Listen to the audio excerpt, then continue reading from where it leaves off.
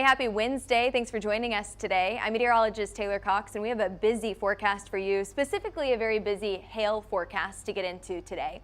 So let's get to your major headlines. Now, today, Kansas City, severe storms, strong wind, and a few tornadoes are possible across both Kansas and Missouri.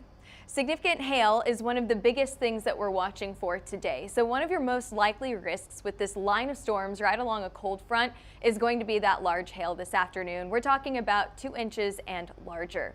Wichita, Topeka, and Kansas City all included in this risk here. After that, we're going to take you down to the tropics. We're going to talk about Hurricane Lorena, officially upgraded to a Category 1 hurricane. And then we're going to take you out to the Atlantic, and we're going to talk about the next potential storm on the docket. So we'll be talking about all of those hazards across the U.S. that will last us all the way through the weekend. But first, let's go ahead and let's take a look back over the last 24 hours. What happened yesterday in Minnesota and in South Dakota? Well, I have a theory, and I think that a lot of meteorologists would agree with this, is what happens the day before could impact or will impact the storms that happen today. So that's why we always take a look back and we show you what happened yesterday. We had a line of storms come through South Dakota and Minnesota yesterday, and what we saw were some smaller hailstones than what we originally expected.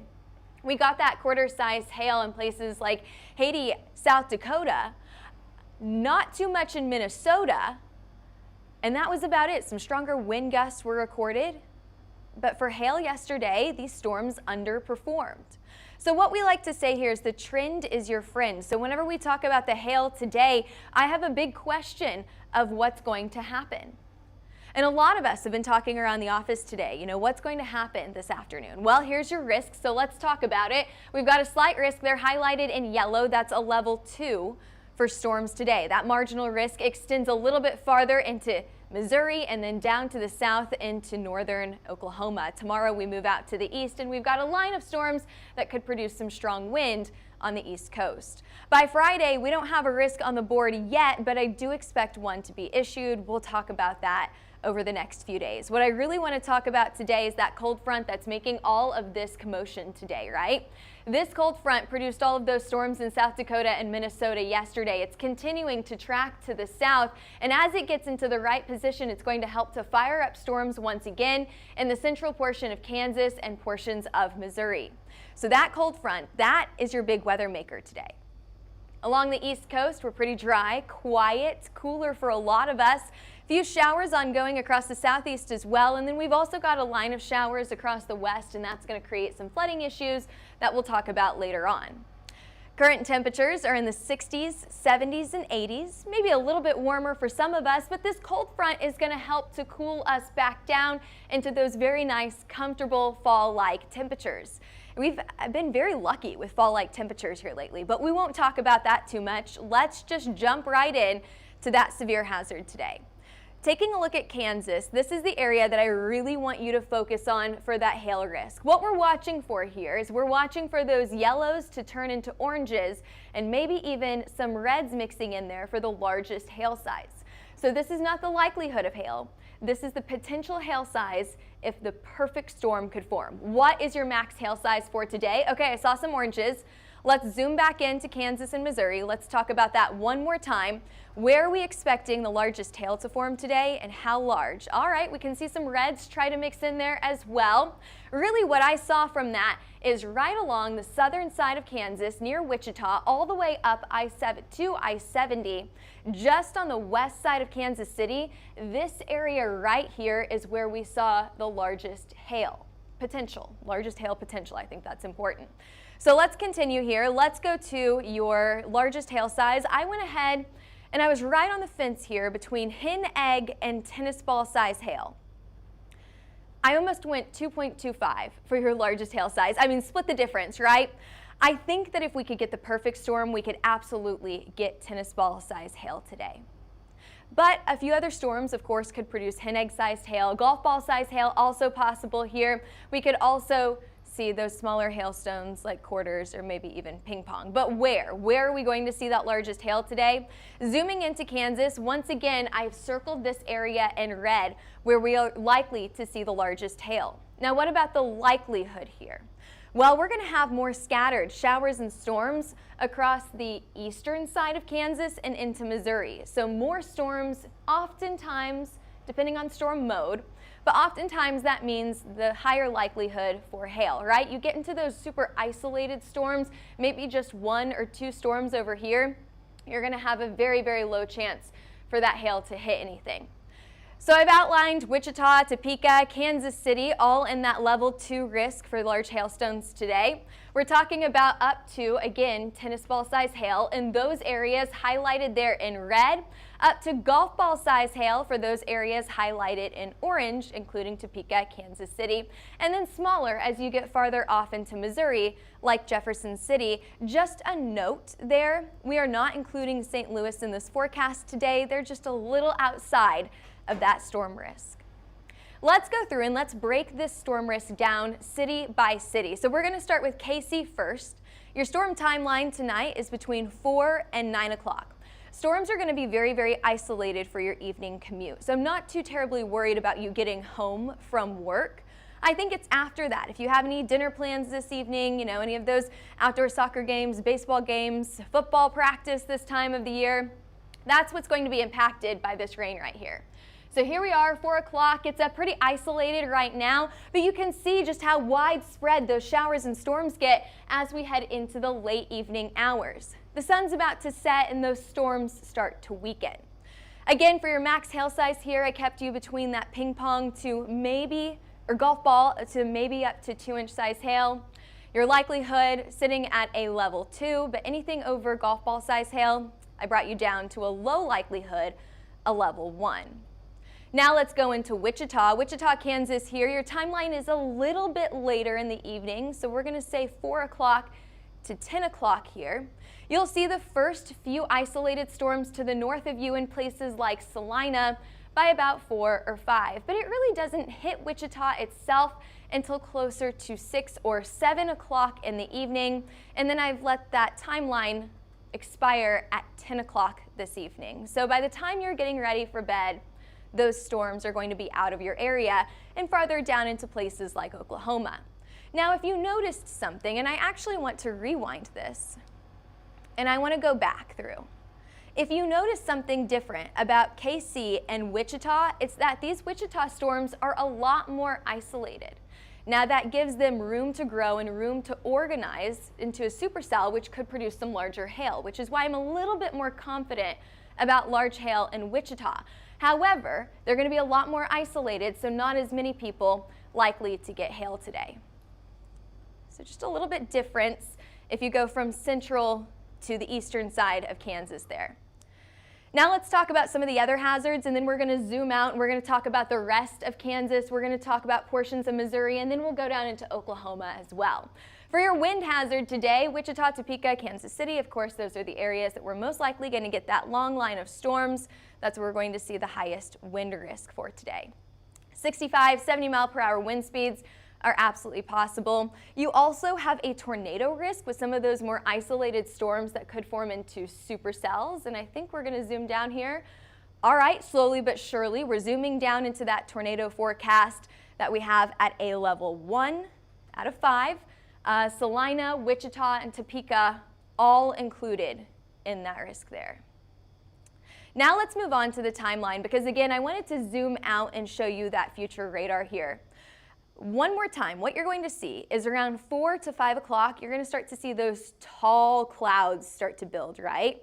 You're going to be able to see them to the north of you. Look to the north and you're going to be able to see those bright, tall clouds.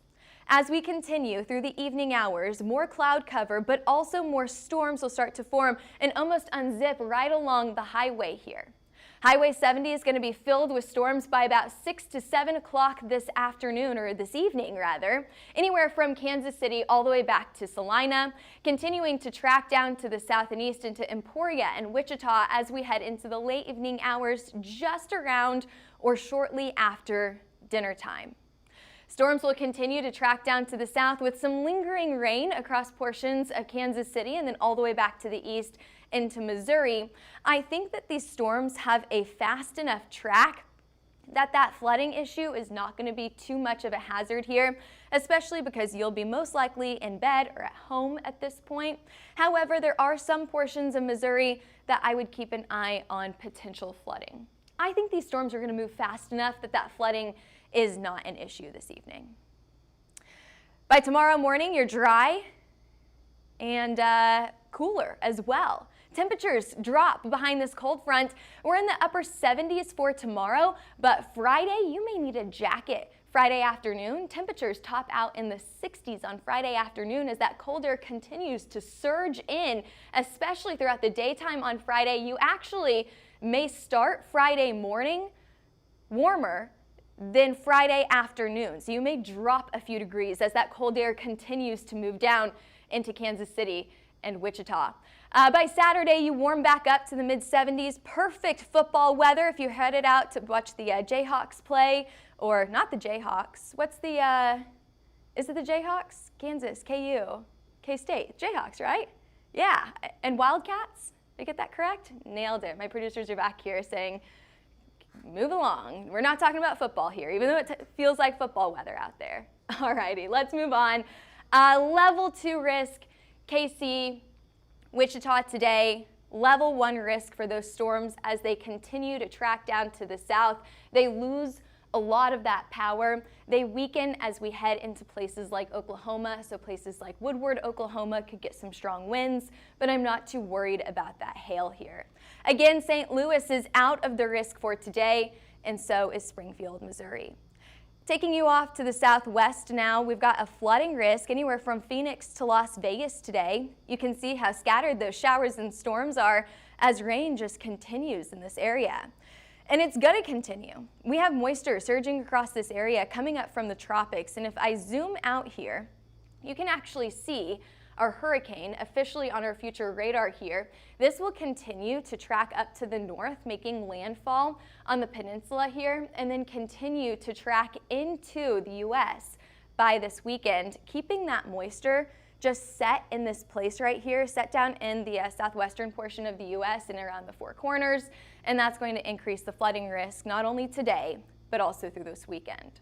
So speaking of a hurricane, let's get into that tropical update here. We're going to start out in the Pacific and then we'll move to the Atlantic and talk about tropical potential as we head into the next few days. But let's start in the Pacific. We've got 2 hurricanes here, all driven by a high pressure system that's actually pushing them in 2 opposite directions. So we've got Kiko that's moving out to the west. Category 2 hurricane there, winds about 110 miles an hour. Weaker, but a little bit more impactful, Category 1 hurricane Lorena. This is going to continue to track up to the north, take a turn off to the northeast, and make landfall in Mexico on Friday morning. But really the impact that we're seeing here in the U.S. is going to be all of that moisture that this brings by the weekend. So not only are we seeing a flood risk in this area today, but we're seeing that all the way through the weekend as well. We really have to watch out for the flash flooding down in places like Arizona, I mentioned Phoenix, Tucson, Las Vegas, Nevada, and actually a good portion of Nevada is in that level 1 flood risk as we head into the end of the work week. And there's your flood risk through Saturday, again with all of that moisture surging up from the tropics. Alrighty, let's go ahead and move on to the Atlantic. So I'm going to take you out. I'm actually going to fast forward here. Okay, we've got a wind risk out on the East Coast tomorrow. Okay, let's take you out to the Atlantic. So I'm actually going to bring you far down to the south and east. We've got a disorganized cluster of storms right now. You can see those clouds right here. They're disorganized for the moment. However, this area has a pretty good chance. We've got it at a 70% chance right now to become much more organized to a tropical depression by the end of this week or maybe even this weekend. So give it about 4 to 6 days and we are expecting our next named storm. That next named storm is Gabrielle. That would be our 7th named storm of the season. What we're expecting here, and I don't like to show long-term models, but I'll show you right now. What we're expecting is that this cluster of storms right now, disorganized, will organize themselves into a either tropical depression, potentially a hurricane. Now we're not quite sure exactly what's going to happen. We know that this will continue to track to the west closer to the U.S., but where will this go? Is that going to turn up to the north? Is that going to continue on this westward track? What you're looking right now at is the Euro model, and what I really wanted to show from this model is I wanted to show just how far out these storms are. We're not looking at Friday of this week, we're looking at Friday of next week. So we most likely will not have anything impactful to the U.S. until at least late next week. One more time to look at that area of concern right now, highlighted there in red, a 70% chance for our next named storm. Moving on, I wanted to see, what number is this? 1, 2, 3, 4, 5, 6, 7th. Okay, so it'll be our 7th named storm. Gabrielle is next on the docket here. After that, we've got Humberto, and we actually do have an area that's coming off of the coast of Africa right now that could be that next named storm. Imelda after that, Jerry and Karen would be to follow. And we are expecting, like what, 12, 14, 15 storms for this year? Okay, let's see. We're expecting hurricane season to continue. Our average named storms, we've got 14 usually is what we get for the season. Last year overperformed. 18 named storms is what we got last season. And, excuse me, 12 to 17 named storms is what we have forecasted for this year. So we are expecting to get at least 2 Karen for those named storms this year. 6 to 10 of those storms will be hurricanes, and 2 to 3 of those major hurricanes. We've already seen at least one major hurricane this year, Hurricane Aaron, which went to Cat 5 hurricane. And this is pretty typical. We often start out hurricane season very, very slow. So if you said, oh, it's a slow season, you're right. It has been a very slow season, but that's normal.